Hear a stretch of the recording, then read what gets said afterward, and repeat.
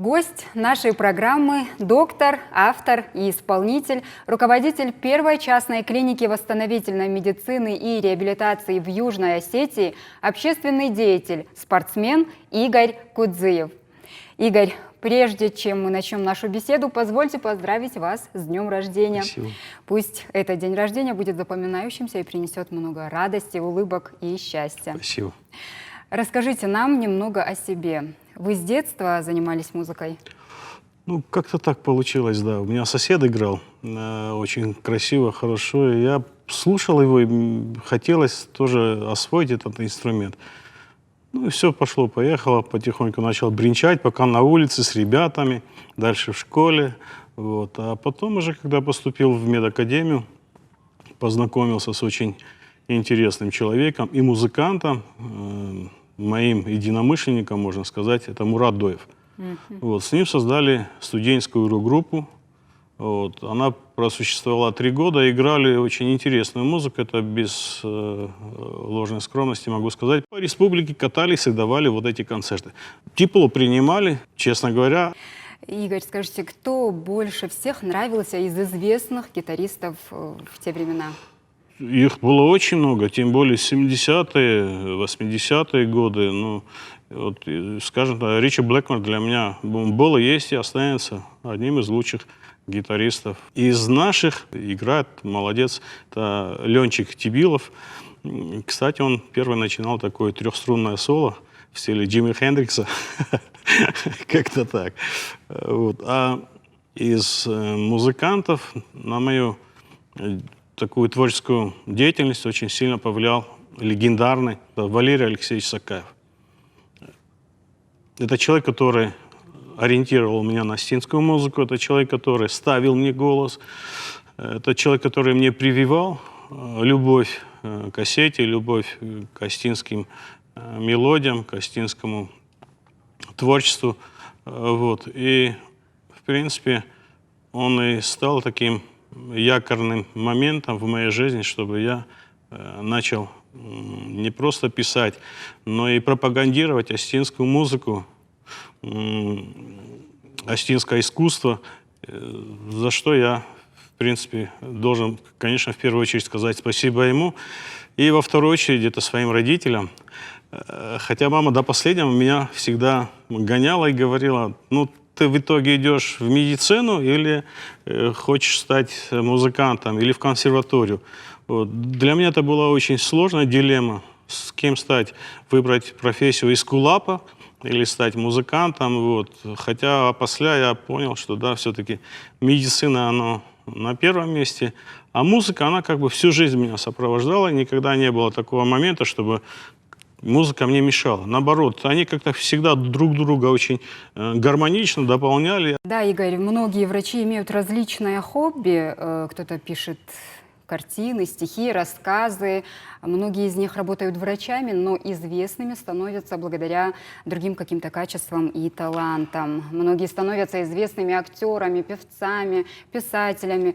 У вас, как мы видим, получается совмещать это. Все идет из детства. Все закладывается тогда. Если ты, скажем, лидер уже в школе, ты это качество будешь проносить потом и в жизни. Для меня всегда второе место было это фиаско, причем очень жесткое. Либо первое, либо никакое. Это касалось и музыки, это касалось спорта, это касалось учебы, это касалось всего. Вот, поэтому вот, когда начал потихоньку восстанавливаться после тяжелейших травм, которые, ну, я никогда даже не думал, что еще смогу просто встать и просто своими ногами передвигаться. Ну, спасибо Богу, все так и моей семье, которые мне помогли восстановиться. И все, я хотел как бы продолжить. Поэтому и настольный теннис я сегодня преподаю студентам у нас в университете. И достаточно серьезные успехи на международных турнирах, и золотые медали, и серебро. И вот сейчас опять готовлюсь на Кубок России. Вот. Что касается медицины, я 5 лет поступал в медакадемию. 5 лет! Люди, которые, друзья, которые ходили, занимались бизнесом, зарабатывали деньги. Да, я тоже хотел. А я что? Я ходил в библиотеки, засыпал с книжками, просыпал с книжками. Вот. И я хотел себе доказать, чего я стою в этой жизни. Перед идущим к цели человеку, перед идейным человеком, расступаться даже недруги его. Это не я сказал, но это правда.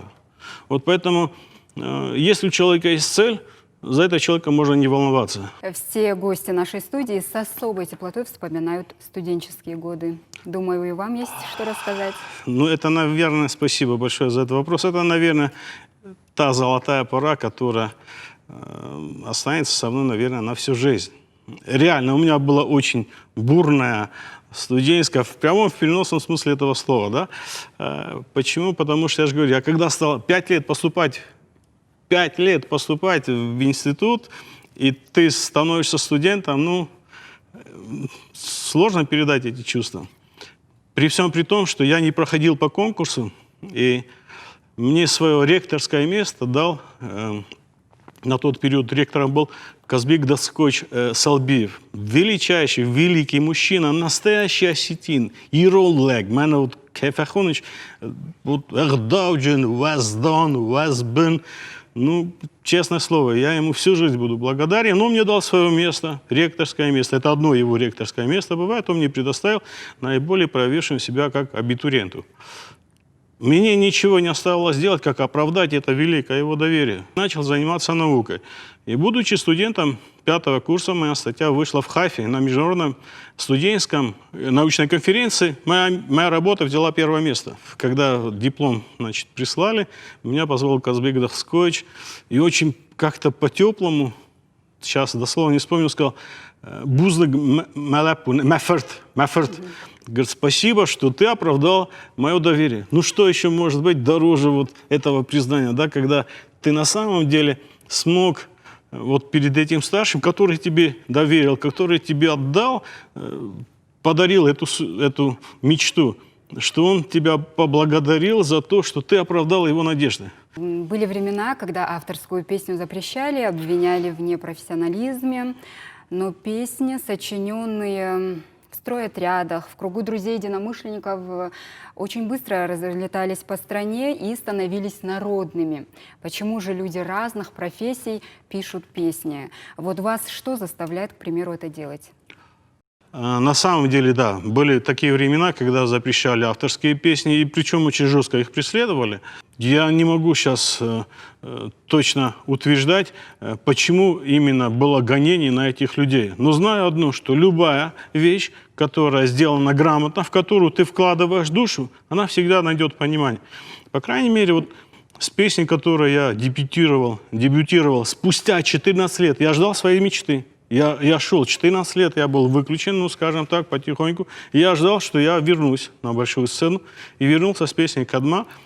9 месяцев я шлифовал эту песню. Вот как рождают, как ребенок рождается, ровно так же я выхаживал эту песню. В вашем творчестве часто можно проследить светлые чувства, переживания за Осетию. Коротко говоря, что для вас Осетия? Я видел много красивых стран, много видел красоты. И я хочу, чтобы эта красота была здесь, у нас, в Осетии. Вот. И эту красоту надо воспевать, эту красоту надо продвигать. А если мы не будем это делать, за нас это точно никто не будет делать. Не помню, кто сказал, если вы не будете учить свою историю, вы будете учить историю других людей, других национальностей. Если мы не будем играть свою музыку, если мы не будем пропагандировать свой язык, свою музыку, свое искусство, нам будут навязывать чужое. Последнее вот мое выступление на Юрмале, клянусь, честное слово, я, начиная с костюмов, я за голос за это не говорю, костюмы и хореографию мы шлифовали так, что там 24 часа в сутки я пахал просто, я готовился. Одно дело, когда ты приезжаешь, как бы по личному там приглашению, а когда ты еще представляешь свою родину, ну там не может быть такое отношение, да, ну хорошо и хорошо, нет. Либо должно быть очень хорошо, либо не мучай ни себя, ни других. Все, вот на это я наставляю и прививаю вот это и своим детям. Кстати, я их постоянно в своих творческих работах, как бы свои творческие работы привлекаю. Они в обоих моих клипах снимались. Дочка... Они увлекаются музыкой тоже? Обязательно. Ваша семья всегда вас поддерживает? Обязательно. То есть у нас очень, как бы, ну, творческая семья. Хотя супруга, она тоже врач. Она очень стеснительна, но я ее научил на гитаре. Она играет на гитаре со мной, она играет на балалайке, да.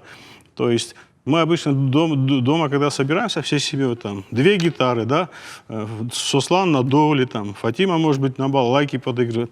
Ну, как-то так. Это очень важно, это очень сплачивает семью, это очень гармонично влияет на развитие детей. Вот. И детям я это привил, вот эту любовь к искусству. Дочка заканчивала школу актерского мастерства. Они с Усланом стали чемпионами КВН, Аланя КВН в 2015 году. Благополучия вам во всем и творческих успехов. Какую вы песню подарите Спасибо. сегодня нам и, конечно же, нашему зрителю? Это моя последняя песня, авторская песня. Некий такой гимн Ирон-Лапу. Да? Все воспевают как бы там Ирончуск, Ирон.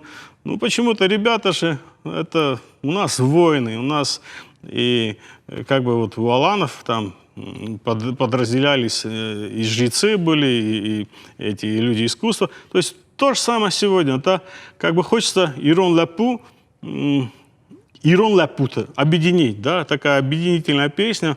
И хочется, чтобы перестали друг друга упрекать в каких-то моментах. Хочется больше консолидации, реальной консолидации, да, чтобы понимали, что Ирон-Лапу знак неудини, нико. Ирон-Лапу, ну, Евсемер, Ертхорт, Есомбун. Вот поэтому вот эту такую песню, она давно у меня как бы в душе созревала, и вот благодаря, кстати, Альберту Абисалову, он сделал аранжировку. Ну, человек, он не любит, когда его хвалят, но человек просто гениальный. Он передал эту музыку в том формате, в который я хотел услышать. Вот. Называется Ирон-Лапу. Просим на сцену. Спасибо.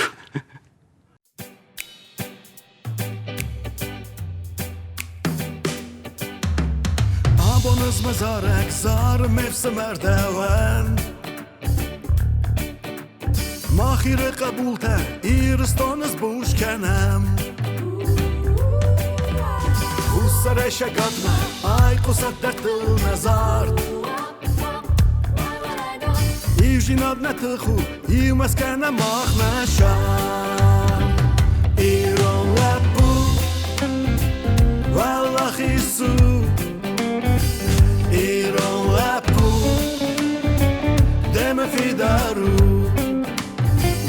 Iron-Лапу, wallahi su.